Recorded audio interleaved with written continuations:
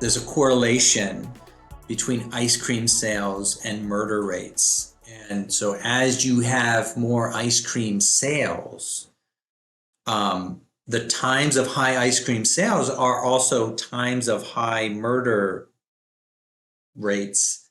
That's the correlation part. They're moving together.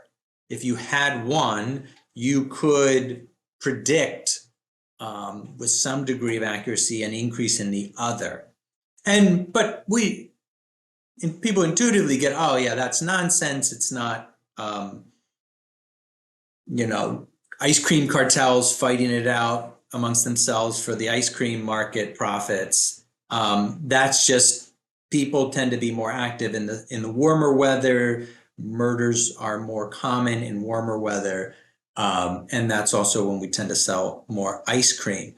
I don't think that is the example that's given in any sort of empirical classes or in, there are examples like that. And there's a they make the point, correlation is not necessarily indication of a causal effect, but I think something's lost by giving such a trivial example. And here's what's lost. Most of the time, the real challenge is not, we were going to clamp down on ice cream sales because we really did think they were driving the murder rates.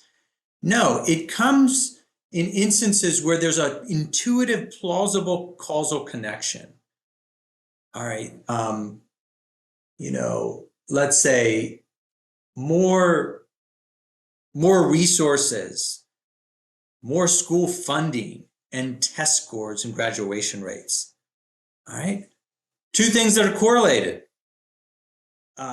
There's a plausible mechanism to relate those two. You got more money, you can probably hire better teachers. Better teachers then result in students being more engaged, learning more, doing better on the test, and graduating. All right, so there's a causal story in place. And we observe just in the raw data, yeah, schools that get more money, they have higher graduation rates, much higher graduation rates, much higher test scores. The real and more, what I say, the more pervasive problem is where the correlation overstates, or maybe understates, but misstates the real causal relationship. So in the raw data, we just look, oh, here are high income schools or high resource schools, and they have high test scores. And the difference is striking. So then we think, okay, it's about resources. And then we say, okay, we need to increase the property tax rates or get more federal funding. Let's give them a boatload. Let's drop cash down on that district or on those lagging districts.